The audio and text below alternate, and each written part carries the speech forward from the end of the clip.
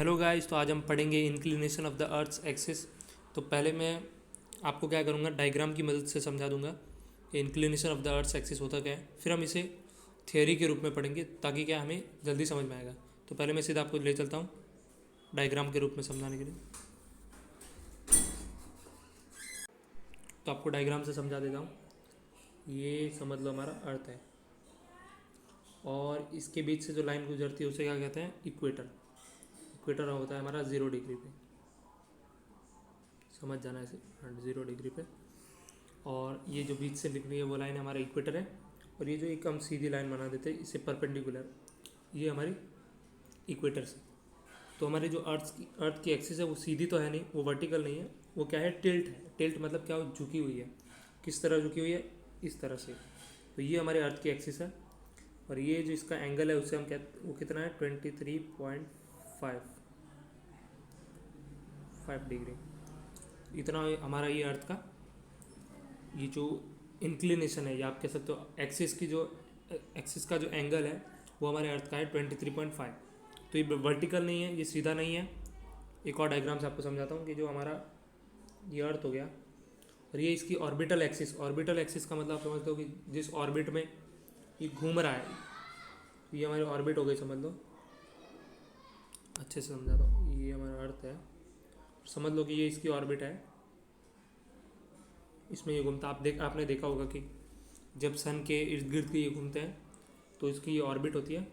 और ये equator line है और ये परपेंडिकुलर लाइन एक ड्रॉ कर दी है। और ये जो निकलती है वो हमारे अर्थ का जो एक्सिस है, जिसे कि हम इंक्लाइन कहते हैं।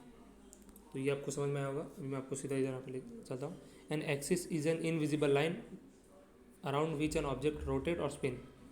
ये आपको पता है। अर्थ axis is not perpendicular, it has an axial tilt और ऑब्लिक्विटी। अर्थ की जो एक्सिस है वो आपने देखी, सीधी बिल्कुल नहीं है, ये मुड़ी हुई है इस तरह से। तो इसे क्या कहा जाएगा, ये ऑब्लिक्विटी। ऑब्लिक्विटी वर्ड ही इसलिए ही यूज़ किया जाता है अर्थ की एक्सिस को बताने की, obliquity.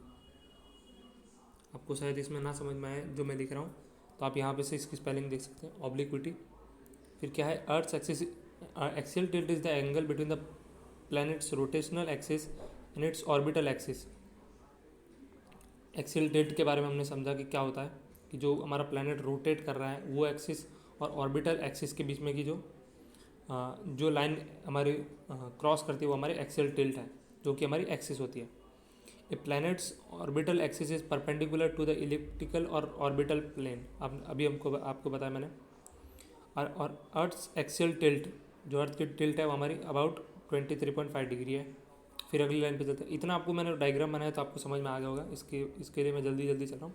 Due to this axial tilt the sun shines on different latitudes at different angles throughout the year. तो ये एक्सियल टिल्ट की वजह से ये जो ये हमारा अर्थ है, ये हमारा अर्थ है और ये हमारा सन है। मैं छोटा बना देता हूँ सन को। तो और ये हमारा इक्वेटर है। तो इस वजह से क्या है कि ये टिल्ट की वजह से हमारा अर्थ इस तरह से घूमता है, मतलब आप देख रहे हो टेढ़ा होकर घूमता है। तो ऐसे, मतलब ये इस तरीके से घूमता है, गोल नहीं, मतलब टेढ़ा होके। तो इस वजह से क्या होता है, ये टिल्ट की वजह से हमारे जो सन की रेज है, या आप कह सकते हो जो सन की साइन है, यहाँ पे क्या लिखा है, क्या वर्ड है, इससे आपको जल्दी समझ में आएगा। Due to axial tilt the sun shines on different latitude at different angle. Different latitude पे, तो देखो ये हमारा लैटिट्यूड जो आपको पता है, ये लाइन होती है जो हमारी इस तरीके से। तो ये डिफरेंट लैटिट्यूड पे सन का मतलब ईयर के दौरान डिफरेंट लैटिट्यूड पे रहेगा। किस वजह से, क्योंकि ये टिल्ट होने की वजह से। फिर अगली लाइन पे चलते हैं। Over the course of a year the angle of tilt does not vary. मतलब जो भले कितना भी साल गुजर जाए, जो एंगल है, जो टिल्ट का, जो जिस तरह से हमारा एक्सिस जो झुकी हुई है वो चेंज नहीं होता। In other words earth's northern axis is always pointing the same direction in the space, the north star. मतलब कि जो हमारा जो अर्थ का नॉर्थर्न एक्सिस है, जो नॉर्थ एक्सिस है, ये जो कि हमारी ये नॉर्थ एक्सिस है, ये नॉर्थ है। तो ये हमेशा यहाँ पे जो हमारा जो क्या कहते हैं, ध्रुव तारा या पोलर स्टार, जो नॉर्थ स्टार, उसी को ये हमेशा पॉइंट करती रहती है। तो इस वजह से ये जो एक्सियल टिल्ट में हमारा जो नॉर्थ है वो हमेशा नॉर्थ ही रहेगा। ऐसा नहीं है कि उल्टा पुल्टा घूमे, ये उसी तरीके से रहता है, तो इसमें चेंज नहीं आता है। But the orientation of earth tilt with respect to the sun, our source of light and warmth, changes as we orbit the sun.